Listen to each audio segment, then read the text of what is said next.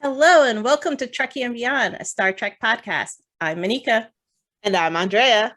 And welcome to episode 5 of season 2. This episode, Tilly is in trouble and the Discovery crew is stopping at nothing to save her. But how will they handle the addition of 2 people who they don't know if they can trust, and a third they just weren't expecting? So let's get into it. Monica, what were your initial reactions about this episode? I don't know. I have mixed feelings about this episode. I'm looking forward to talking about it further. There's some concerns. I don't understand the title of this episode, but I'll run with it. The Saints of Imperfection episode, which is this one, is not perfect for me. See what I did right there? And, the episode left me with more questions than answers. What about you? So in the beginning of this episode, I was just like, oh God, another emotional episode scene with Michael. I was like, I feel like they're overdoing it. I feel like they're just overdoing her emotional scenes. So it wasn't really, when I saw the starting of this episode, I was not looking forward to this episode anymore. So I was like, oh God, is it going to be one of those episodes where I'm supposed to feel because she's feeling? And I just feel like all they do is make her feel in every episode. And it's so annoying now. As you can tell, people, I'm dead inside. But by the end of it, I definitely loved this episode. There was a legit part where I screamed, and I'm recovering from a knee injury, and so the people in my household were scared that I actually hurt myself because I was like, oh my God. I liked it for one reason and one reason only, but the rest of it wasn't able to save it. So let's go ahead and get into it and let's talk about it. So the first part of this episode, we see Michael with a scared look on her face running, and she's like hoofing it, like full on hoofing it to engineering. Because I'm pretty sure Paul told them Tilly is like, look, chick's skipped. She's gone. We don't know where she is. What's happening? And I will say in that opening scene, I was, like I said in my initial reaction, I was over it. The moment I saw her face, I was over it because I feel like they're in the habit of making her so much more emotional this season. And it's annoying because they keep making her go back and forth between Vulcan, human. And it's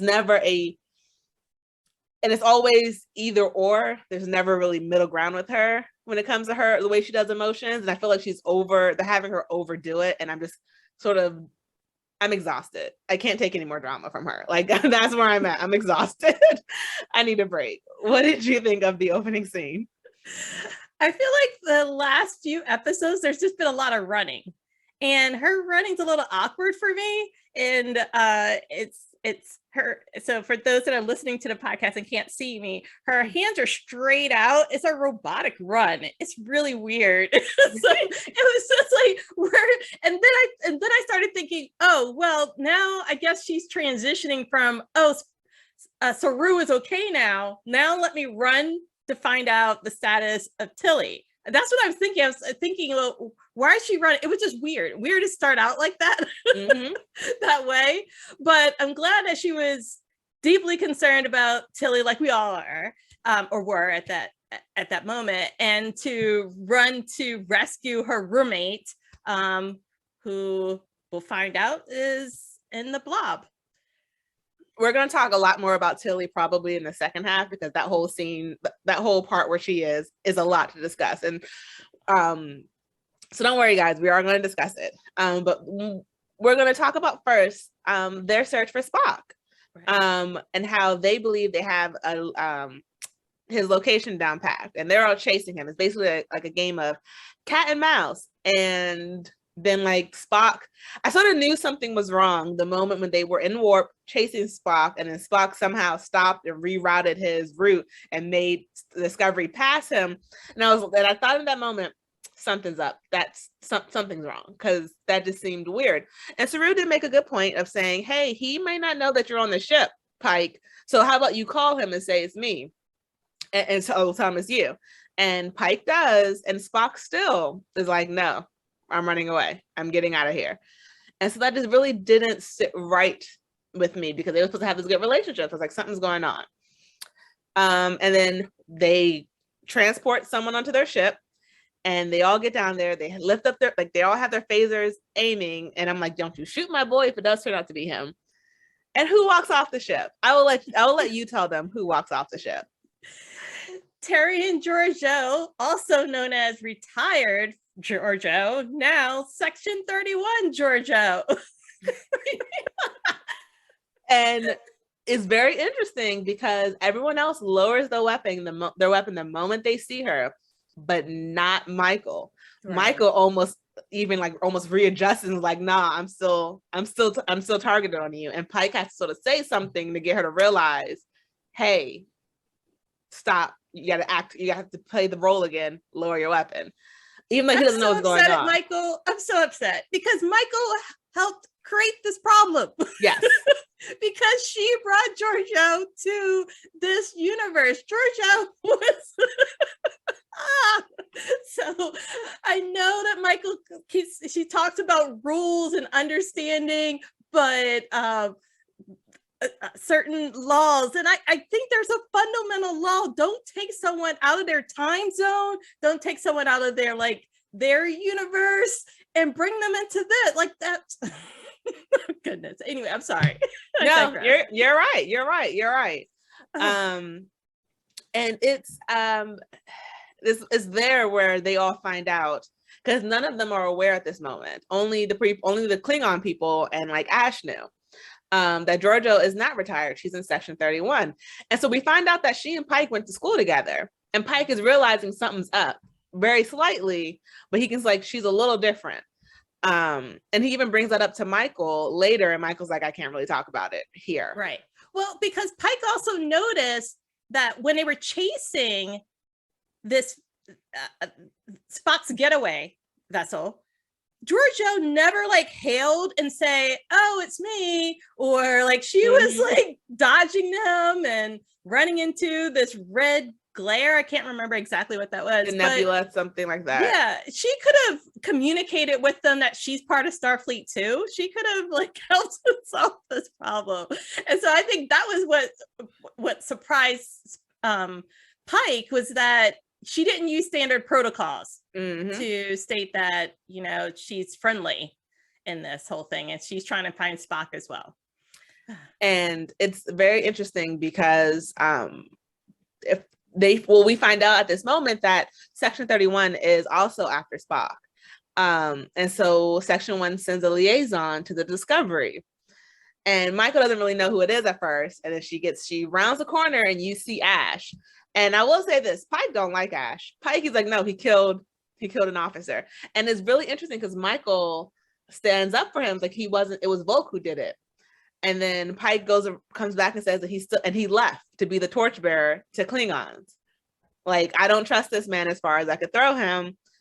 So I'm liking that Pike he seems like he's an attaboy type of guy. He seems like, like we're seeing more of the reasons why that this man is captain, because he's reading between the lines, he's reading body language, and he's understanding there's more on this ship that I don't understand, that he can tell that Michael knows, and possibly Saru may know, but no one else on the ship knows and understands. So he's like, oh, this is something's going on, and I don't trust Ash. And it was really interesting that Michael was still trying to trust him. Right. And I was like, girl, let that guy go. Let him go. Let him go. He now works with Section 31. And he's their liaison, and Pike does not mess with Ash at all. Right. Throughout this entire, their entire, what is it? Their active thing that they're doing, the entire issue that they were going through. And every time Ash spoke up, Pike was like, you speak when you're spoken to. What did you don't leave this bridge. Stay here. Yes. Yes. People on this bridge only speak when they have permission to. Like, he does not like Ash. And the thing is, he's never met Ash before. But the fact that he's reacting so viscerally to him when everyone else on the ship isn't, is sort of telling, because he's like, I didn't go through with what y'all went through. And it's interesting because Ash killed a Starfleet member. Spock apparently killed 3 Starfleet members, and Pike is giving Spock the benefit of the doubt when he has no idea what actually happened. And he's not doing that to Ash. So what do you think? Do you think it's like a favoritism, or do you think it's like he's seeing more than what's there? I think that Captain Pike knows that he doesn't have all the information.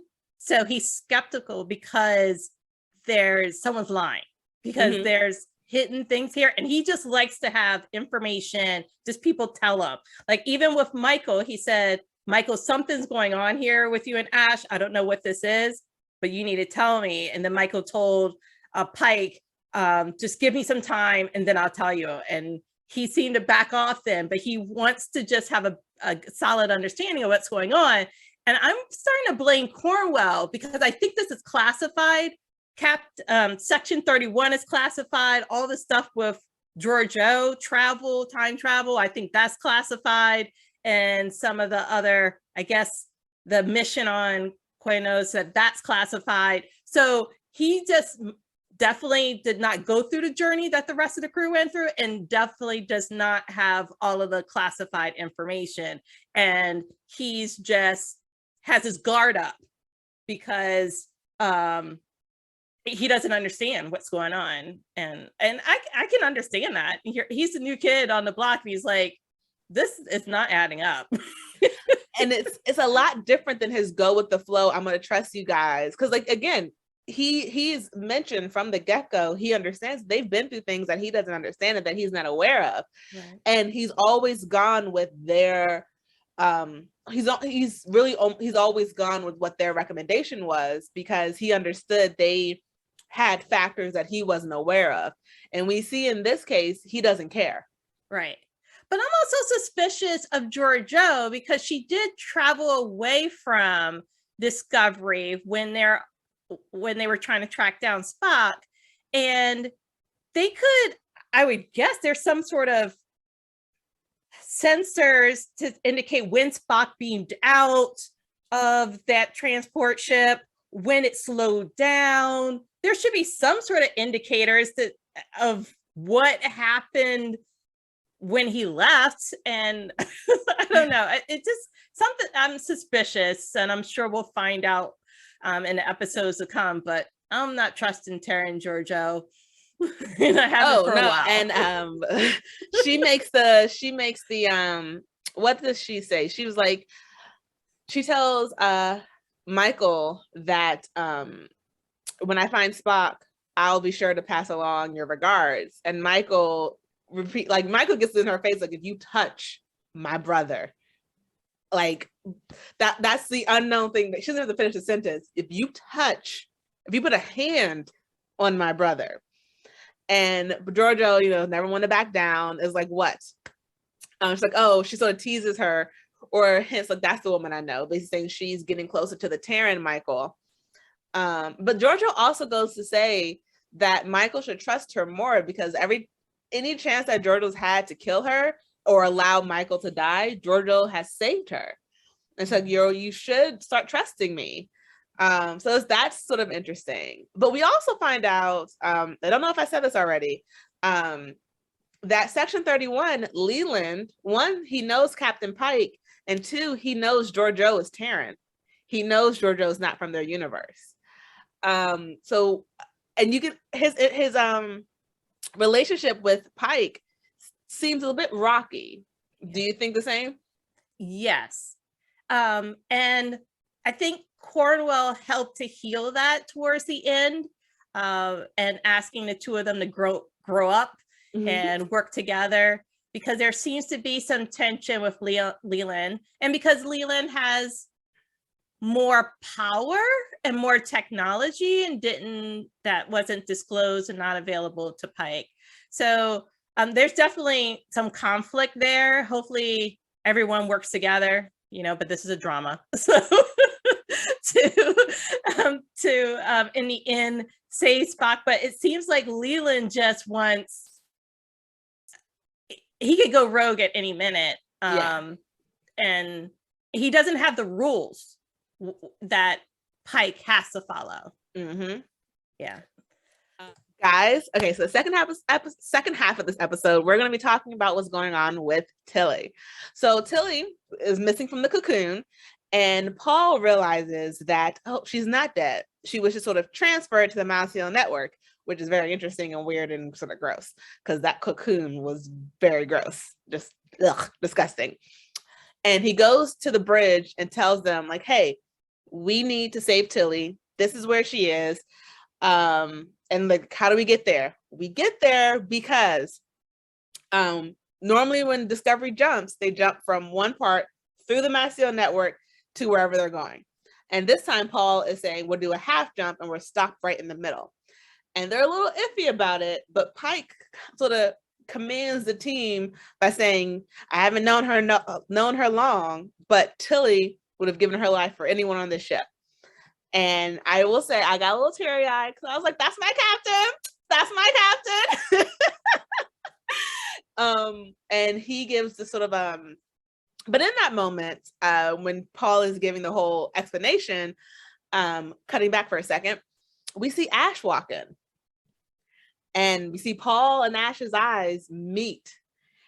And Paul would like to do some things to Ash that are illegal in a very bad way. Do you agree with that statement? I agree. I think I think, and the rest of the crew, I would think, was giving Ash a moment like, what are you doing here? And like, like, this is not how this works, and you're in a different uniform. What's going on? This is crazy. Yeah. So it's Paul was not really feeling it. But I also could also understand that Ash cares about Tilly, because when everything came out about Ash, that he was the one who killed Hugh and that he has Vulcan inside of him and all that stuff, Tilly sat with him and she sort of started the whole crew accepting him again. So I feel that Ash has a little emotional skin in the game with the rest of them because he cares about Tilly, regardless of the fact that Paul wants to beat the brakes off this boy. So they make the plan to go to the Mycelial network to save Tilly. And they have to stay within the little cube jail thingy that he always is in. I don't know why I'm calling it a jail. I just can't think of what the name is. I apologize, people. That he gets injected with the little spores to go to the Mycelial network. And whoever's going with him has to be in that container with him. And Michael, being Michael, is like, I'm going to. And I'm just like, okay, give the glory to someone else. Give the glory to someone else, because someone else could have gone. Jet could have gone, because we didn't see Jet this episode. Correct me if I'm wrong. I don't think we saw Jet. Do you remember seeing her? Jet was not there, and I checked the credits. No Jet. I don't know where Jet disappeared, but Jet should have been there. It would have been great dynamics between all of them. It would have made a little bit more sense for her to be there too, because she was literally in the last scene of the last episode, and this episode like takes place literally right after that last episode ends. Like, Michael's running there and Paul's like, oh my gosh, she's gone. Right. Continuity, people. Jet should have been there. Everything doesn't have to center around Michael. It's not the Michael show, right? Like, continuity, people, continuity. But we see, so then the episode sort of shifts to Tilly, and we see Tilly in the network. And she's there with May, and May has crazy eyes. And if you have crazy eyes, run. If you ever see someone with crazy eyes, people, let's repeat after me. Run. But she tells Tilly the reason that she's there is because there's something that was brought by Paul whenever he jumps from the Discovery that is destroying the network. It's destroying her home. And she latched on to Tilly because Tilly has a good heart. And Tilly cares. And she thought Tilly would be the perfect person to help destroy the monster that's trying to kill them. And she's giving me crazy eyes because she's very singularly goal oriented. Like, in the last couple episodes that we've seen her, she hasn't really been open to listening to whatever Tilly has to say. She is sort of forcing Tilly down the road that she wants her to go and not trying to explain what's going on. So that's another reason why I don't like May, because it's a very one-track mind, which I guess she's a fungus, so she doesn't have she may not have the cognitive power to really forward think or broaden her mind. But it was very annoying because she has that mentality that I hate in people, where it's like, you can't see past your problem and like open your mind to the bigger scale. But anyway, so my personal feelings for May aside, we see that the Pike on the Discovery sends out this like ship-wide announcement telling everyone, hey, we're going after Tilly because she's Starfleet and she expects us to come after her because that's what we do. It was very heartfelt and very emotional. And I still again was like, that's my captain. That's my captain. Yeah, because it's not something that Lorca or Terry and Georgia would do ever. Yeah, definitely not what they would have done. And they jump, and they're half there, half not. And so then while they're in the network, Tilly and May see the ship arrive, and May's a little pissed off that it's there. But Tilly's like, yes, my friends came after me. Oh my gosh, we can go to the ship, get the thing that we need, get something or get help to destroy what it is. But Tilly makes a point of saying, I think you told me this earlier, before we got back on the recording, that Tilly makes May promise that she can go home after this. And I don't know if I believed May when May said she would do it. Did you? Yes, but that's just because I try to believe the characters when they say that.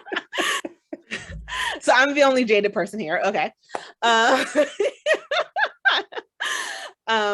Way to make me look bad. Thank you. Just joking though, but not really. So, so yeah. Anyway, so they're on the ship and we see that Paul and Michael, they come out of the container and they start doing a reading of the ship. And Tilly and May, they're getting aboard the ship, and Tilly goes to the armory and she grabs one of their guns. And the ship alerts Michael that a gun was taken from the armory. And she's like, why would they do that? We need to figure out what's going on now. And Tilly tells May, fall in line. And May's like, what does that mean? And Tilly I could sort of tell that Tilly was trying to have a moment of saying, I feel like a soldier. It means just get behind me. She was trying to have like I'm a powerful girl moment, and May just sort of let that flop. She's like, but then they hear a noise, and Tilly like points the gun at them, and at the area where she hears the noise, and she's like, come out, I have a gun, I'm going to shoot you if you don't come out, like hands up, because she thinks it's the monster. But it's really Michael and Paul. They come around the corner and they're about to have an emotional reunion, but Michael and Paul still have their guns trained on May. And Tilly has to stand between them, like, no, don't. She's here because she brought me here because something's attacking the network and we need to stop. I still would have shot May because she gives off crazy eyes. You're shaking your head at me. Again, people, I'm the only one who's dead inside. So I don't trust people. I have no hope. So they take it upon themselves to help May, but they reiterate they only have a certain amount of time to be here before the Mycel network eats through the ship. And so regardless of the fact that they can help her now, or they might have to come back later, they only have that hour, which is they've already cut into. So they're following the trail of the monster, and we get around a corner and we see this person like huddled up, covered in like this black stuff and burns all over their body. And they turn and face us. And would you like to tell the people who it is? It's Hugh Culber, Dr. Hugh Culber. And he's been there for 6 months. Woo! So Paul's husband has been found, everyone. And he's alive. Yes, and they're this is the point where I screamed. Yes, they had a moment together. They were able to reconnect. Hugh also seems as though he's in a much different mental state, scared, scrunched over, very, I don't know, unkept. He's in pain. Yes, and dirty, and the first thing May says is shoot him, and they're all like, no, we can't shoot him, and May's going crazy. I'm like, May, this is why they should have shot you, but just saying. But yeah, Hugh is alive. It was a weird journey to get to him, but I'm glad because that was a really nice connection for me. I felt like it's nice to see like a love connection Mhm. on the ship. And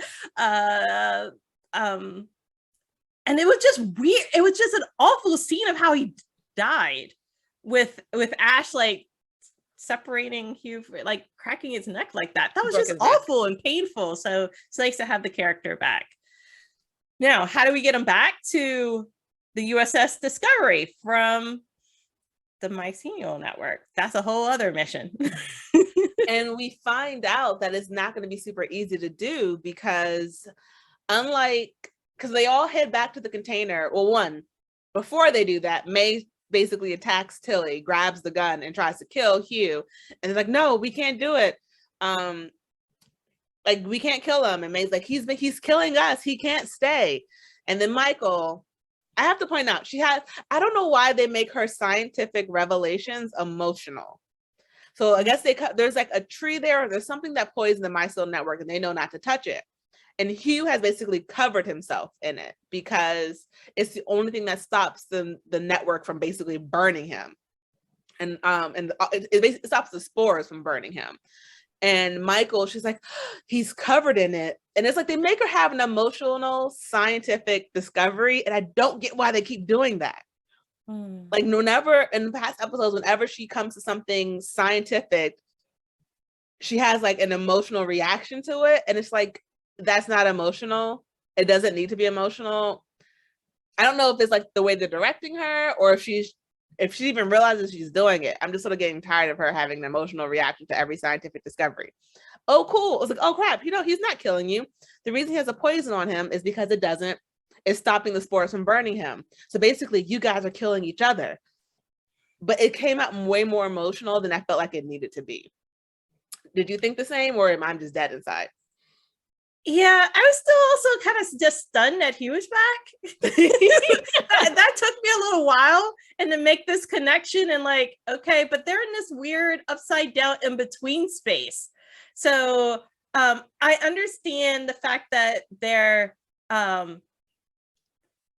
disease was brought in that's threatening their network. Anything from an outside of an ecosystem that goes in could threaten the natural habitats that's there. It's just that I don't know. It was a weird connection with you, and so I'm still coming to terms with that. In just a minute, too, I have an alternate ending I would like to talk about, but yeah. So they figure out how to get Hugh out, though. Yeah, but before they do though, they're able to still talk to Discovery while they're in the mycelial network, and they end up relaying back to them that Hugh's alive, and you can see on their faces of everyone, and then it cuts to Ash's face of like, oh crap, this dude's alive. Well, he's like, it's not that he's upset, but like, I wonder what implications this could have, because technically he did kill Hugh, but Hugh's alive. So is he still in charge of his murder? Like charged with his murder? Because you can't really kill someone who's still alive. But neither here nor there. We also see that Hugh can't come back initially because he was built in the mycelial network. Like he brought himself back together. Because as you guys remember, Hugh was killed when Paul was in that when he was sort of like, I want to say crazy space, but like when he was in the mycelial network, when his eyes were glazed over, and like he was half there, half not. And basically it was after he saw Hugh's body, like he was crying, and like he kissed him, and it was like, I guess that DNA, because he was still connected so viscerally to the mycelial network, he brought that DNA with him into the mycelial network. And that was able to sort of reconstitute him, because how they explain it is energy cannot be created nor destroyed. It can only be transferred. So basically, technically, this is a completely new version of Hugh. It's not the same body. That body was whatever they do with Starfleet was done to that body. But this is like a whole new body that created itself in the network. So he can't go back with them through the container because he's not human. And like, he is, but he's not, if that makes sense. And Tilly can go back through the container because she was just transported there, but her atoms weren't really changed. If they basically have to beg May to get the person who's destroying them to bring him back to their world without killing him, because that's what May wants to do. May wants to kill him. And I didn't trust her. I'm dead inside, people. I didn't trust her, but she held up her end of the bargain. Because they made a pinky promise. Yes, they did do a pinky promise. Because Tilly's just so cute. And we also see, before they come back, because they need a little bit more time, which granted, they didn't really feel like that was an hour worth of time they were there. But it seemed like the ship was about to fall through. And so Ash ends up calling Section 31. It's like, we need help. And Pike is like, you can't do that. Like, stop talking to people on my bridge. But we see the Section 31 ship come and like shoots tractor beams onto the Discovery and basically hold it steady so it doesn't get sucked in anymore. And then we see Giorgio give them an extra 3 minutes and 30 seconds that they didn't have before to help them figure out how to bring Hugh back. And that's a side of her, again, that we're just not used to seeing. Like, she did something that she didn't really have to do. Because granted, if she let them all die, that's less people who know her secret. So she could have just let them die, but she still brought them back. So it makes me think, like, I just don't know what to think. But eventually they all get back. And well, when I say all, Paul, Michael, and Tilly, they come back through the container and they're looking like anxiously at the cocoon, and it melts. And we see Hugh's booty. I was very shocked to see that. Even for like the split second it was on there, I was very shocked. How did they get Hugh in the mycelial network into whatever form so that he's in the cocoon? How did they inject his? So that was May. So basically, they had May into the cocoon because it was already in the network. So it wasn't something they could do. It was something that May had to do. That's the way I understood when I watched it. It was something like how May, basically she was reversing what she did to Tilly.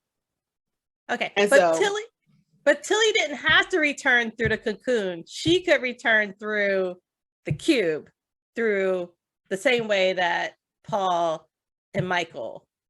Yes, because they were there. But if they weren't there, I believe that Millie was going to have to send her back through the cocoon. So they like did it that way. So basically how May was supposed to send Tilly back, she sent Hugh back that way. And because May could go through the container. It doesn't, it's science. It is not, it's fiction. I just had to let that part go. But it made sense, but it didn't. Right. I like to call this fuzzy logic. But Hugh's back on the ship. Pike is still pissed at Ash for contacting another ship without his authorization. Basically tells him he's has to stay on the bridge. Right.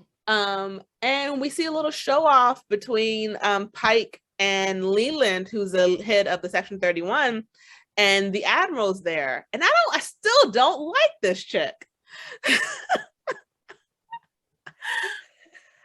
I feel better about her with this episode than before. Before, I did not like her. Since, I don't know, sleeping with Lorca. I felt like she was sleeping with the enemy there. But she seems to want to bridge Leland and Pike together because they seem to have some animosity between them. Yeah. Yes. There's something going on with them from the past. And so she talks about how nation building is never easy and she wants them to work together. And she also assigns a permanent liaison to Discovery in the form of Ash. So Ash is a new member of the crew, sort of, kind of. This is going to get awkward. It's going to be super awkward because he killed Hugh. And Hugh's back. And now, at the end of this episode, we still don't know where Spock is. Though both Section 31 and Discovery are both tasked with finding him and keeping him alive because Starfleet believes Spock knows what's going on with the red signals. Right. So that gives us hope that Section 31 won't kill him because Starfleet needs him alive. So he's not gonna die. I'm excited about that.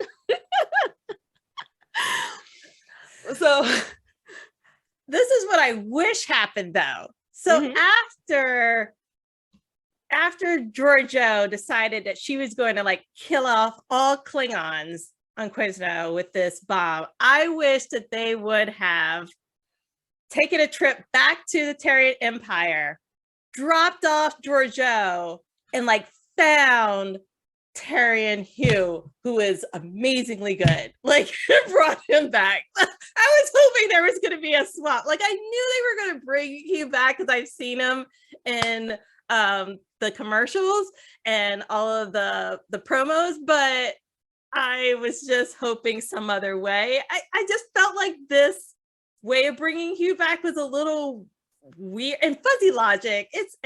I have had a hard time wrapping my head around some of things in Star Trek.